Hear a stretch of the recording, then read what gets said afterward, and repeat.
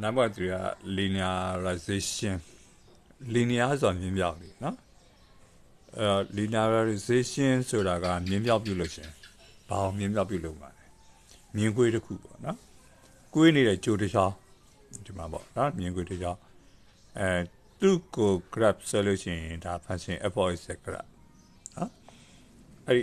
ဒီမြင်းကွေးရဲ့နာမည်ကိုပေးရမှာက function f(x) အဲ့ f(x) ကို graph ဆွဲတော့ဒီလိုလေးဖြစ်နေတယ်ကွာအဲ့လိုမြင်းကွေးလေးကို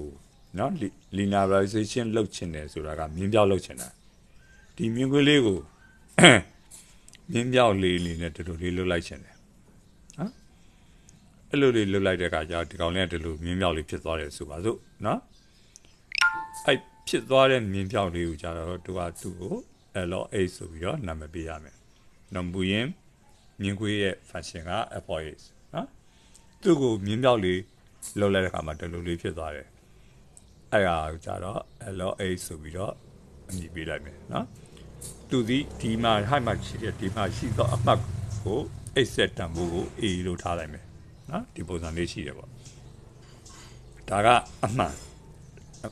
တန်ဖိုးမလို့သူ့ true value ဆိုခေါ်တယ်ဒါအမှန်တန်ဖိုးသူ့ကိုမြင်းမြောက်လေးလှုပ်လိုက်တဲ့အခါမှာဒီလိုလေးဖြစ်သွားမယ်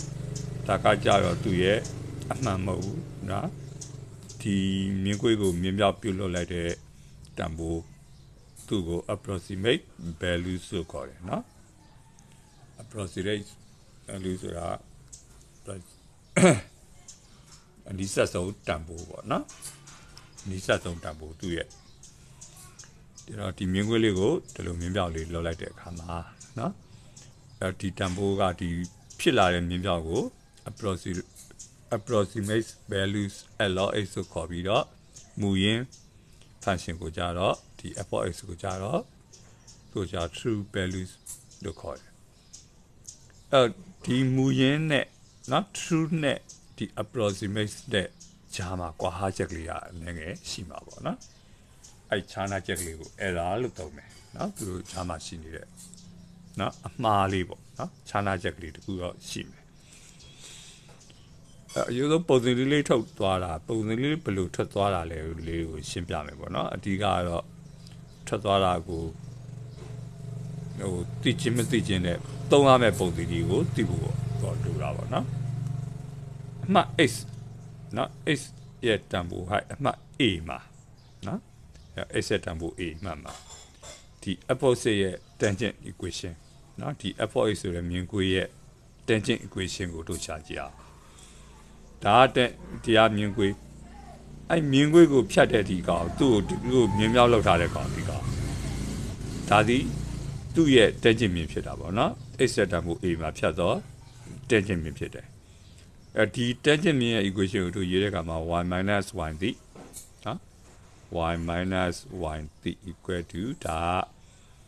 သူ့ရဲ့ gradient ကိုကြာတော့တို့ကဒီမှာ function f မလို့ f of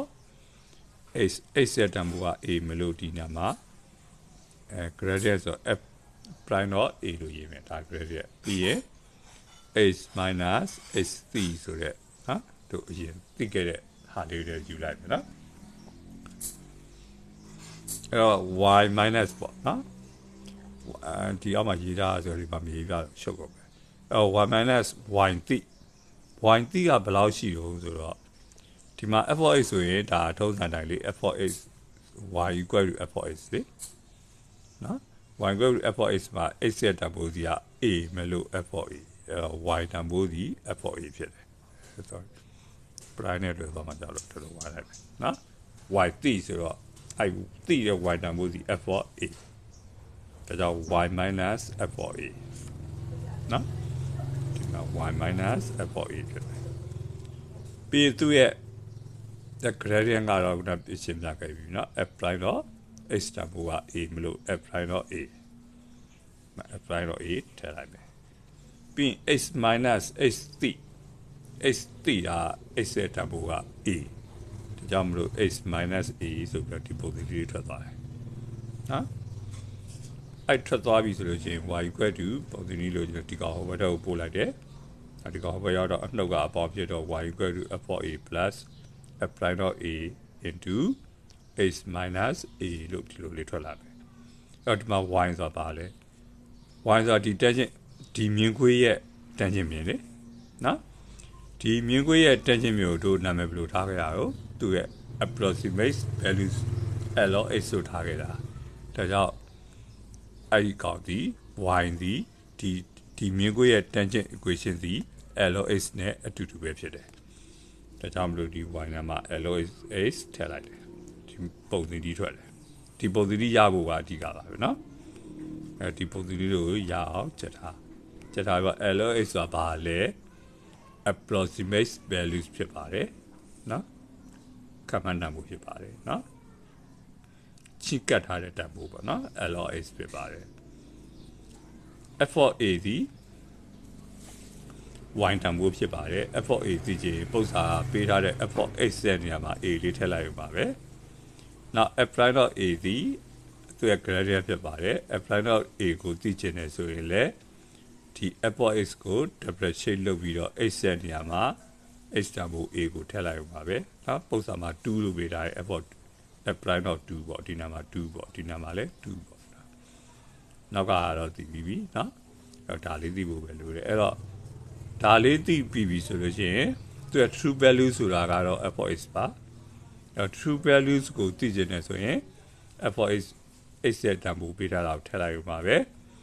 approximate values ကိုလိုချင်တယ်ဆိုရင်ဒီပုံစံဒီမှာထည့်ပေးလိုက်ရပါပဲเนาะဒီမှာတန်ဖိုးလေး x တန်ဖိုးလေးတွေထည့်ပေးလိုက်ရပါပဲအဲ့ဒါကိုသိချင်တယ်ဆိုရင်မူလတန်ဖိုးတွေကနေပြီးတော့ဒီ approximate value ကိုနှုတ်ပေးလိုက်ရဲ့ error ဆိုတာရလာပါပဲเนาะ